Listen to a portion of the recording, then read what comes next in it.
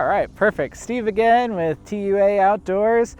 I just had a really great night sleeping in my perfectly pitched tent here. But just as importantly as setting it up is we want to take it down in a good, efficient manner. If you notice as I was setting it up, some of these strings were kind of hanging out and all that. So what I'm going to show you real quick is how we take down our tent and make sure we can get everything in a nice package that we can throw in the back of our car, put it in our backpack, put it in our canoe, however we're traveling with our tent, so we can make sure everything's nice and organized and can get us to our next destination. I'm going to go ahead and I had the stake bag nice and conveniently located in my pocket. I like to go around, go ahead and undo our guy lines first.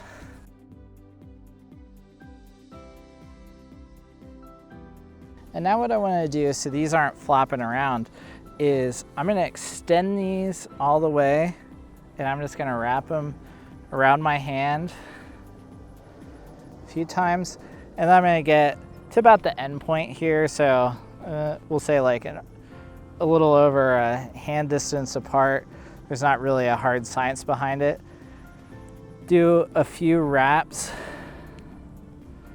around. And then I'm going to take my finger through and pull a section of rope through. So I make what's called a bite, flip that over top and cinch it down. So as you can see here, that's going to keep it in a neater little coil here. So if you have a lot of guy lines, if you have a bigger tent, you can start to get a lot of strings that are all tangled up. If you're pitching your tent while it's raining out, that's not fun. You really want to maximize your time so you can get it up as efficiently as possible. So we're taking these steps as we tear it down.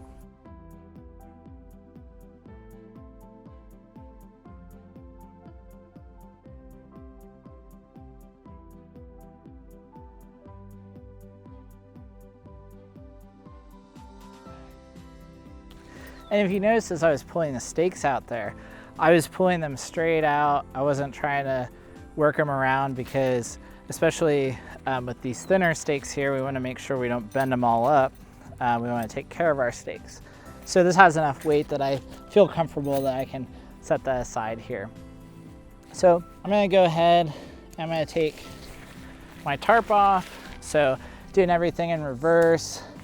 Might actually loosen these a little bit just so there's not that tension for next time.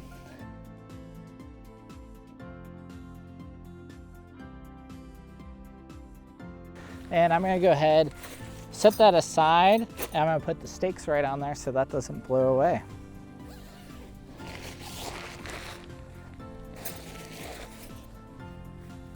And making sure that my zipper is zipped up. There's actually some leaves in here, so one of the things I want to do is I have to unstake it first. Got excited about those leaves. So yeah, you can actually see this stake was bent a little bit from some force on it. Try not to lose my stakes. So we have some debris left over in our tent. The reason we want to make sure we take our time to clean out our tent is because when we roll it up and we stuff it and we store it, that can cause little micro tears in the body of our tent, wear it out and all that. But additionally, we want to be thinking about minimizing our impact. So as you're probably well aware, there's lots of different invasive species all over our area.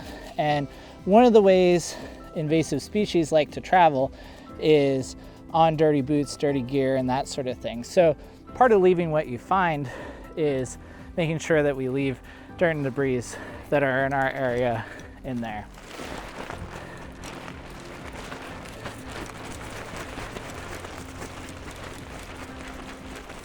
Perfect. So, and this is fun. So this particular tent is a freestanding tent. One of the reasons I like freestanding tents is because it makes it super easy to clean it out. Perfect.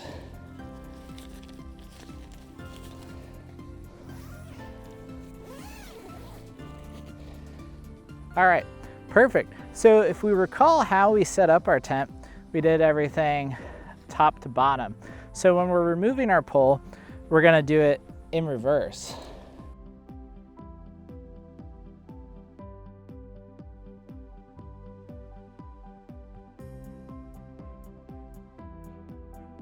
I'm just gonna go ahead and let that drop. And one of the things I wanna make sure I do is not tug at my pole.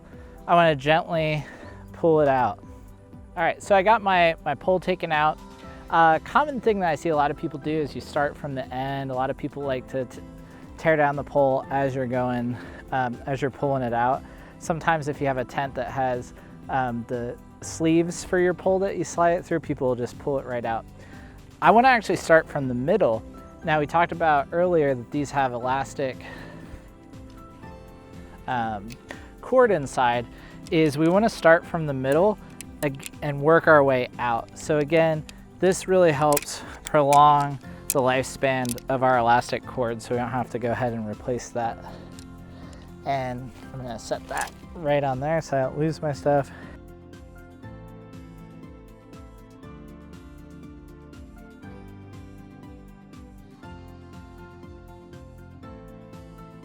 And I kept my pole bag inside my bag of bags. So now I can go ahead, secure that. And now what I'm also gonna do is I'm gonna take my stake bag here, cinch this up.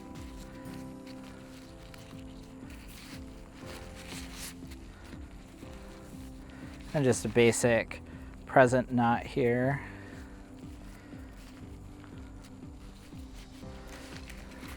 And I'm actually gonna go ahead and put this in the pole bag. So that way, if I'm setting up in the middle of the night, throwing stuff around, maybe I had a stressful day on the trail, that sort of thing, I know everything's right in there. It's also gonna help provide an extra layer of security because stakes do have a sharp point on them.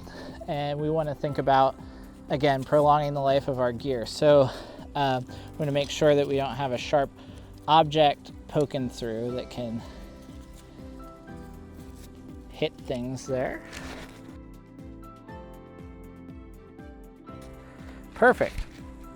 So now what I'm gonna do is, our tent was packed up a little bit differently when we set it up, but I'm gonna show you a different technique for packing up our tent. So obviously it's not raining on us right now.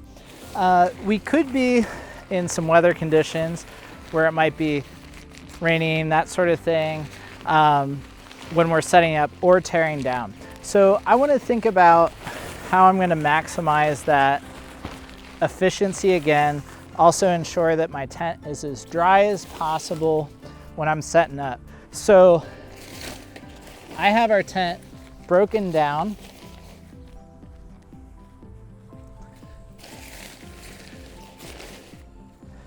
And now what I'm gonna do is I'm gonna take the tent fly, and our ground cover, and I'm gonna roll it into thirds.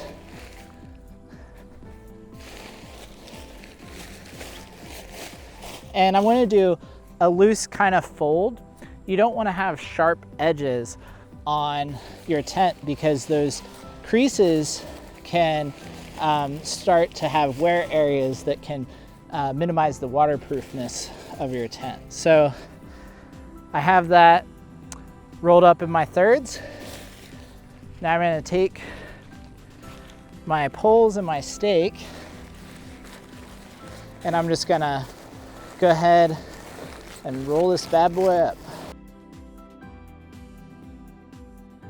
And this doesn't have to be anything super fancy, because again, we don't want to have that too nice of a fold because we'll start to have those creases. And now I'm going to go ahead, get this back.